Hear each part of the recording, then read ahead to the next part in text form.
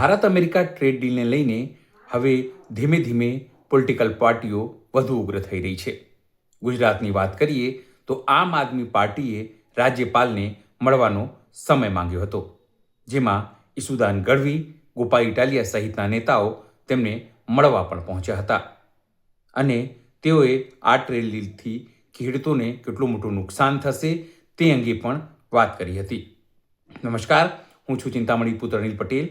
સ્વાગત છે આપનું અમારા વિશેષ કાર્યક્રમમાં. રાજ્યપાલને આમ આદમી પાર્ટીએ મળવાનો સમય માંગ્યો હતો, પણ તેમને સમય મળ્યો નહીં. એટલા માટે તેઓએ પહેલાં જ સંવાદદાતા સંમેલન કર્યું અને આ ટ્રેડ ડીલથી કેટલું મોટું નુકસાન થવાનું છે તેને લઈને માહિતી આપી. આવો સાંભળીએ આમ આદમી પાર્ટીના નેતાઓએ ગાંધીનગર પહોંચીને શું કહ્યું. એના કારણે ખેડૂતોને ખૂબ મોટું નુકસાન થવા જઈ રહ્યું છે. ખેડૂતો બરબાદ થઈ જવાના છે, પશુપાલકો બરબાદ થઈ જવાના છે, નાના ઉદ્યોગો પણ બરબાદ થઈ જવાના છે. તમે જુઓ, એક ઓલરેડી ખેતીમાં ખેડૂતોને કશું મળતું નથી, નથી ભાવ મળતા, નથી એને પ્રોટેક્શન મળતું, નથી પાક વીમો મળતો. ખેડૂતો ચારે બાજુથી પરેશાન છે. ત્યારે ખબર નહીં નરેન્દ્રભાઈ કયા દબાણથી ખેડૂતોની વિરુદ્ધનો, પશુપાલકોની અને નાના ઉદ્યોગોનો વિરુદ્ધનો જે નિર્ણય લીધો છે, એનાથી ગુજરાતના 54 લાખ ખેડૂતો, પશુપાલકો બરબાદ થઈ જવાના છે. એના એકાદ દાખલા મારે આપવા છે આપણી પાસે.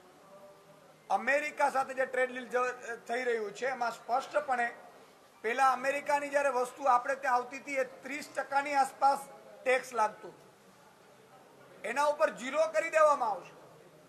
અને આપણી જે વસ્તુ 0 ટેક્સ ઉપર જઈ રહી હતી એના ઉપર 18% ટેક્સ લાગશે. એટલે કે આપણા જે ખેડૂતો છે ઓલરેડી દબાણમાં છે. એને વીજળી મોંઘી પડી રહી છે, એને સિંચાઈનું પાણી નથી મળી રહ્યું, એને આફતો, કુદરતી આફતો આવે છે એના ઉપરથી બચાવ નથી થઈ રહ્યો, એને પૂરતા ભાવ નથી મળી રહ્યા, સ્વામિનાથન કમિશનના રિપોર્ટ પ્રમાણે ભાવ નથી મળી રહ્યા. આ બધી સ્થિતિની વચ્ચે પડતર કિંમત તો ઓલરેડી ઊંચી છે. ત્યારે આ ટ્રેડ ડીલ અમેરિકા સાથે થશે એટલે આપણા અમેરિકાના ખેડૂતોને એક તો ઉત્પાદન ખર્ચ ઓછું છે, બીજું કે લગભગ અંદાજે 54 લાખ રૂપિયો એક અમેરિકાના ખેડૂતને અમેરિકા સરકાર સબસિડી આપે છે. હવે આ સબસિડી અમેરિકા સરકાર આપે છે એટલે એની જે ઉત્પાદન ખર્ચ છે એ તો તળિયે વયું જશે અને એ અહીંયા માલ આવશે એટલે સ્વાભાવિક છે કે આપણા ખેડૂતોના ભાવ એકદમ તળિયે વયા જશે. ઓલરેડી ખેતી ખેડૂતો છોડી રહ્યા છે, ઓલરેડી પાક વીમો મળી નથી રહ્યું, કુદરતી આફતોમાં સહાયના નામે મીંડું હોય છે. ત્યારે આપણા ખેડૂતો અને ખેત પેદાશો બરબાદ થઈ જશે, એક વાત. બીજી, આની સાથે પશુપાલક પણ બરબાદ થઈ જશે.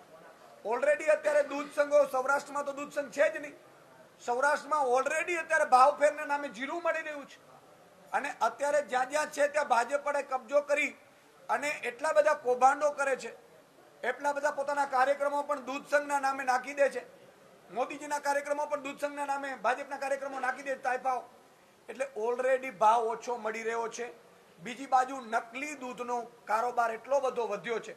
જો નકલી દૂધ પણ ગુજરાતમાં જો ભાજપ સરકાર બંધ કરાવી દે તો અત્યારે લીટરે 125 રૂપિયા પશુપાલકોને મળી શકે એવી સ્થિતિમાં છે. એને પણ છોડો, તમે અમેરિકાથી જે દૂધની પેદાશોને, દૂધને લાવવાની જે ગણતરીઓ કરી રહે છે ટ્રેડ ડીલમાં, તો મેં સાંભળ્યું છે ને જે રીતે અત્યારે કહેવામાં આવી રહ્યું છે, અમેરિકાની ગાયો અને ભેંસોને નોનવેજ ખવડાવવામાં આવે છે અને નોનવેજ ખાઈને જે દૂધ આવશે, તમે વિચાર કરો, આ હિન્દુવાદી કહેવાતી સરકાર નોનવેજને પ્રોત્સાહન આપી રહી છે. શું નોનવેજ તમે વિચાર કરો, લગભગ અત્યારે આપણે જે અહીંયા દૂધ ખાઈએ છીએ ગાયને ભેંસનું, એમાં આપણે ખોળ અને કપાસિયા અને ચારો આપીએ છીએ ગાયને, ભેંસને. જ્યારે અમેરિકાની એમાં તો ત્યાં નોનવેજ આપવામાં આવે છે ભેંસોને અને ગાયોને. તો જે હિન્દુત્વ સાચી રીતે પાલન કરી રહ્યું છે, જે નોનવેજ નથી ખાઈ રહ્યો, એ વ્યક્તિઓને પણ નોનવેજ વાળું દૂધ પાડવામાં આવશે. આ ભાજપ ક્યાં જઈ રહી છે? એટલે આ બધી બાબતોને લઈને અમે માનનીય રાજ્યપાલશ્રીને આજે મળવા આવ્યા છીએ. રાજ્યપાલશ્રી પણ મારે વિનંતી કરવી છે, રાજ્યપાલશ્રીને વારંવાર રાષ્ટ્રીય પાર્ટીએ એમની પાસે સમય માંગ્યો છે. ખબર નહીં એટલા બધા બિઝી રહે છે રાજ્યપાલશ્રી. રાજ્યપાલશ્રી તો ગાર્ડિયન હોય છે રાજ્યના, એ તમામ પાર્ટીઓ એમને સરખી હોય છે, તમામ લોકો એમના માટે સરખા હોય છે. એટલે તો રાજ્યપાલને આપણે બધી ફેસિલિટીઓ આપીએ છીએ. બાકી રાજ્યપાલ તો અંગ્રેજ સરકારમાં હતા, અત્યારે શું જરૂર છે? પણ એટલા માટે જરૂર છે કે કદાચ શાસક પક્ષ ન સાંભળે, કદાચ શાસક પક્ષના મુખ્યમંત્રીઓ ચાલે નહીં, તો રાજ્યપાલ એક ગાર્ડિયન તરીકે એ દરેક પક્ષની વાત સાંભળે, દરેક નાગરિકોની વાત સાંભળે. એટલા માટે રાજ્યપાલ છે. તમને આશ્ચર્ય થશે, વારંવાર રાજ્યપાલોને અમે માંગ્યો છે સમય, રાજ્યપાલ શ્રી સમય નથી આપી રહ્યા આમ આદમી પાર્ટીને. ભાઈ, શું આ ભાજપ કોંગ્રેસની ગોઠવણો છે? આમ આદમી પાર્ટી રાષ્ટ્રીય પાર્ટી છે, 5 ધારાસભ્યો છે, લોકોની વચ્ચે, જનતાની વચ્ચે ઉભા છીએ, જનતાની વચ્ચે સતત મુદ્દાઓ ઉઠાવીએ છીએ. રાજ્યપાલશ્રીને એટલો સમય નથી મળી રહ્યો. રાજ્યપાલશ્રીને અમે રાજકોટ ગેમ ઝોન મામલે 26/9 અમે લેટર લખેલું. 26/9/2024 ના રોજ લેટર લખ્યો, રિસીવ કરાવેલું, સમય ના મળ્યું. 15/6 ના રોજ ફરીથી રિમાઇન્ડ કરાવવામાં આવ્યું, સમય ન મળ્યો. 25/7/2024 ના રોજ ફરીથી રિમાઇન્ડ કરવામાં આવ્યું, સમય ના મળ્યો. 15/7/2025 ના રોજ પબ્લિક ઇસ્યુ, વિવિધ મુદ્દાઓ હતા રાજ્ય સરકારને સ્પર્શતા, અમે ફરીથી લેટર લખ્યો, સમય ના મળ્યો. અને 7/7 ચેતરભાઈ વસાવાએ ફરીથી લેટર લખ્યો છે, સમય ન મળ્યો. તમે જો આ બધા લેટરો પણ અમારી સાથે છે. આજે અમે નક્કી કર્યું છે, મેં હમણાં રાજ્યપાલશ્રીના અધિકારીઓ સાથે પણ વાતચીત કરી છે. અત્યારે કહ્યું કે રાજ્યપાલશ્રી હમણાં નથી, તો રાજ્યપાલશ્રીને અમે આવેદનપત્ર આપવા જવાના છીએ. અહીંયાથી ચાલીને અમે ગેટ પાસે જશું. એમના કોઈ પ્રતિનિધિ તો આવીને લઈ જાય, પણ ગુજરાતની જનતાનો મુદ્દો હશે એમાં આમ આદમી પાર્ટી ક્યાંય કોઈ કચાશ છોડવાની નથી. એમાં ખાસ કરીને ખેડૂતો, વંચિતો, ગરીબો, શોષિતો, નાના ઉદ્યોગો, પશુપાલકોના મુદ્દે આમ આદમી પાર્ટી લડી લેવાના મૂડમાં છે. જે કરવું પડે અમે કરીશું, પ્રજા માટે, અમે હિત માટે કરીશું. એટલે રાજ્યપાલશ્રીને પણ અમે અહીંયાથી આવેદનપત્ર આપવા જઈશું. આપ પણ આવજો, સૌ મીડિયા મિત્રો. અને અમે એવું ઈચ્છીએ છીએ કે ત્યાં આવીને કોઈ પણ એનો પ્રતિનિધિત્વ સ્વીકારી લેવાય. અમારો લેટર ત્યાં રિસીવ થવો જોઈએ અને ગુજરાતની જનતાને ખબર પડવી જોઈએ કે રાજ્યપાલશ્રીએ પણ નેક્સ્ટ ટાઈમ આમ આદમી પાર્ટી જ્યારે પબ્લિકના ઇસ્યુ હોય છે, અમારે કોઈ ફાઇલ માટેના ઇસ્યુ નથી હોતા. ભાઈ, અમારે શું જરૂર છે? અમે આ બધા સામાન્ય પરિવારમાંથી આવીએ છીએ. જે માનનીય ગોપાલભાઈ છે મારી સાથે, માનનીય મનોજભાઈ છે, માનનીય પ્રવીણભાઈ રામ છે, માનનીય બ્રિજરાજસિંહ છે, માનનીય ગોરીબેન સહિત અમારા જે કાર્યકર્તાઓ છે એ છીએ. અમે સામાન્ય પરિવારમાંથી આવીએ છીએ અને લોકોના ઇસ્યુ મુદ્દે મળવા માંગીએ છીએ. અને એમનું એ જ તો કામ છે. એના માટે તો બંગલો, ગાડી અને એમને ફેસિલિટી મળે છે, સેલેરીઓ મળે છે. માત્ર ને માત્ર કેન્દ્ર સરકારને ઇશારે કામ કરવાનું રાજ્યપાલશ્રી નથી હોતું. એટલે આ ગુજરાતની જનતાએ પણ આ મુદ્દો સમજવાની જરૂર છે. પણ ગુજરાતની જનતાને એટલી ખાતરી આપી છે કે તમારે દરેક મુદ્દે જ્યાં પણ જવું પડશે, જેવી સ્થિતિમાં જવું પડશે, જરૂર પડે જેલમાં પણ જવું પડશે, તમે જઈશું. પણ તમારો એકેનો મુદ્દો અમે અટકવા નહીં દઈએ. એની ઉપર મજબૂતાઈથી અમે લડીશું. આપનો કઈ સવાલ હોય? કોઈ સવાલ હોય તો લઈ લઈએ.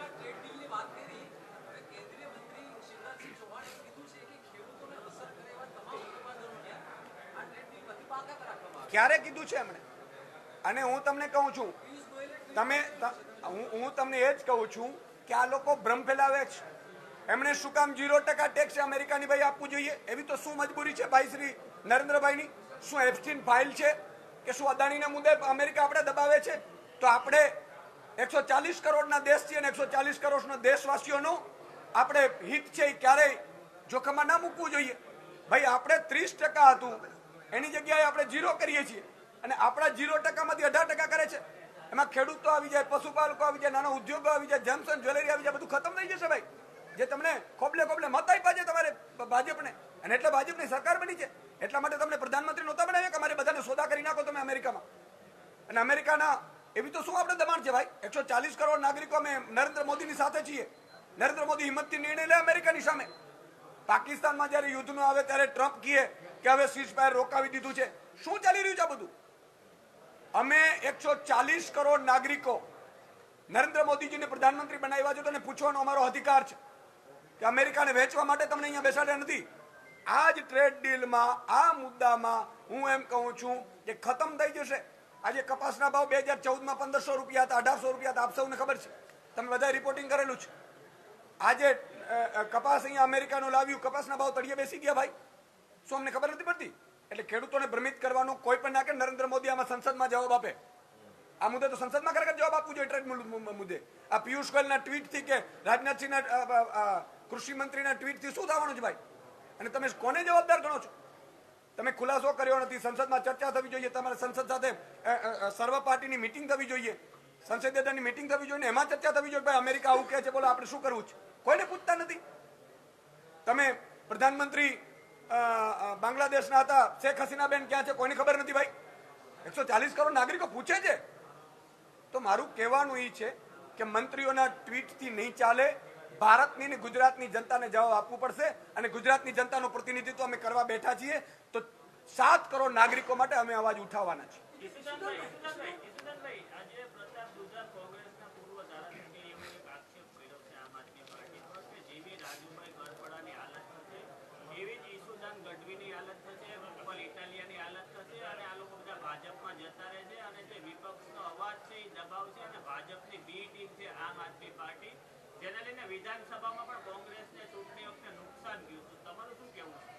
કોંગ્રેસ ઓલરેડી પતી ચૂકી છે. કોંગ્રેસના નેતાઓને પણ મારી વિનંતી છે કે વહેલા તકે નાવડી તમારી ડૂબી ગઈ છે, નાવડીમાંથી નીકળી જજો, નહીં તો પછી 2027માં ક્યાંય ઠેકાણું નહીં પડે ને. 2027માં આમ આદમી પાર્ટી ખેડૂતોની પાર્ટી, ગરીબો, વંચિતોની, શોષિતોની પાર્ટી. અમે તો માત્ર ને માત્ર વ્યવસ્થામાં બેઠા છીએ. અમે કોઈ એમ નથી કહેતા કે અમે સર્વે સર્વા છે, અમે મુખ્યમંત્રીના દીકરા નથી. કોંગ્રેસમાં બધા બેઠા છે, મુખ્યમંત્રીના દીકરાઓ છે. જે કોંગ્રેસના મુખ્યમંત્રીના એના બાપોએ ખેડૂતો પર અત્યાચાર કરેલા છે. અમે સામાન્ય પરિવારમાંથી આવીએ છીએ, અમે લડીએ છીએ. અમારો ડિમોરલાઇઝ કોઈ ન કરે, ડિમોરલાઇઝ ન કરે અમને. અમે લડીએ છીએ અને મજબૂતાથી લડવાના છીએ. ખેડૂતો, ગરીબો, વંચિતો, શોષિતો માટે અવાજ ઉઠાવવાના છીએ.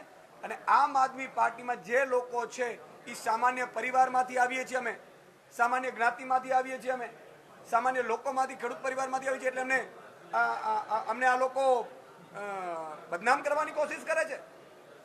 અમે ખેડૂતોનો અવાજ બનીએ છીએ એટલે અમારા ઉપર ખોટા આક્ષેપો કરવાની કોશિશ કરે છે.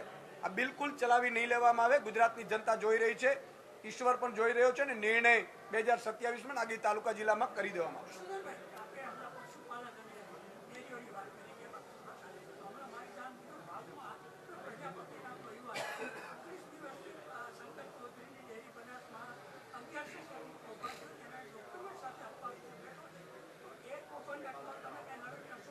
અમે તો એમ કહીએ છીએ કે ગુજરાતની અમે લડત ચલાવી રહી છે. અમારો મુદ્દો જ છે કે અત્યારે પણ જો ગુજરાતમાં આમ આદમી પાર્ટીની સરકાર હોય તો અત્યારે જે પશુપાલકોને દૂધના ભાવ મળે છે એમાં અત્યારે ને અત્યારે, ભલે સહકારી ક્ષેત્ર હોય પણ સરકારી છે તો 15 રૂપિયા લીટરે વધારે મળી શકે એવી સ્થિતિ છે. અને એનો હિસાબ મારી પાસે છે. મેં આમાં બહુ કામ કરેલું છે દૂધમાં. અત્યારે તમે જુઓ જે રીતે 1 પોઈન્ટ ઓછું રાખવામાં આવે છે ફેટમાં, અને એ રીતે પશુપાલકોનું શોષણ કરવામાં આવે છે. અત્યારે પશુપાલકોને કેમ વધતું નથી રહ્યું ભાઈ? નકલી દૂધ કેમ બનાવવામાં આવે છે? નકલી દૂધ કોણ બનાવે છે? જે દાણામાં કેમ ભ્રષ્ટાચાર થઈ રહ્યા છે? કઈ રીતે થઈ રહ્યા? દૂધ સંઘો છે એ સહકારી નથી રહ્યા, સરકારી બની ગયા છે. બધા ભાજપના નેતાઓએ કબજો કરી લીધો. એટલે મારી વિનંતી છે પશુપાલકોને પણ કે આ ભાજપ અને એની ચુંગાલમાંથી છૂટવાનો સમય આવી ગયો છે. ભાજપ જેટલો સમય રહેશે એટલો સમય આપણે પતન તરફ જશું.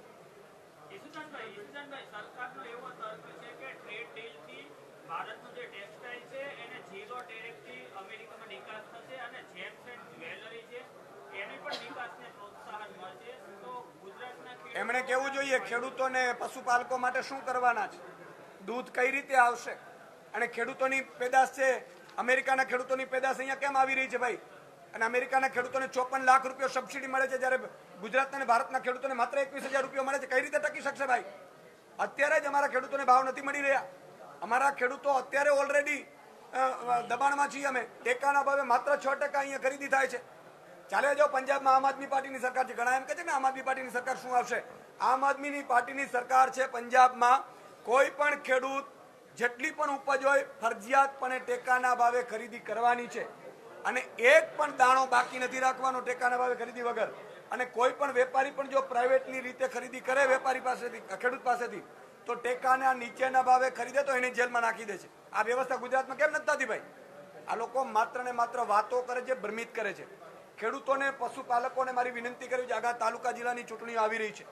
મહેરબાની કરીને ભાજપે અત્યાર સુધી એના જ્ઞાતિના, આપણા જાતિના, ધર્મના આગેવાનો જેને કંઈક ને કંઈક ટેકો આપતા રહે છે, ભાજપમાં લઈ લે છે, એના કહેવાથી આપણે મતદાન કરીએ છીએ ને એટલે ભોગવીએ છીએ. અત્યારે જ્ઞાતિ, જાતિ, ધર્મમાંથી બહાર આવી માત્ર ને માત્ર મુદ્દા આધારિત રાજનીતિ કરનારને મત આપજો, જેથી કરીને આગામી સમયમાં આ ભાજપ જેવા અજગર જેવા બરડામાંથી આપણે આમ આદમી પાર્ટીના નેતાઓ જે રીતે રાજ્યપાલને મળવા પહોંચ્યા પણ તેમને સમય ન મળ્યું એ જોઈને આપને જરૂરથી લાગશે કે રાજ્યપાલ તો નિશ્ચિત છે કમસે કમ આવેદનપત્ર લઈ શક્યા હોત, પણ તેમને સમય અપાયો નથી. આ અંગે આપ શું વિચારો છો? જરૂરથી અમારા કોમેન્ટ બોક્સમાં કોમેન્ટ કરજો. એ સિવાય અમારી યુટ્યુબ ચેનલને લાઈક કરો, સબસ્ક્રાઇબ કરો, બેલ આઇકન દબાવો. સાથે અમારી વેબસાઇટ છે www.gujaratplus.in, ત્યાં પણ તમે વધુ અપડેટ થઈ શકો છો. અત્યાર માટે બસ આટલું જ. નમસ્કાર.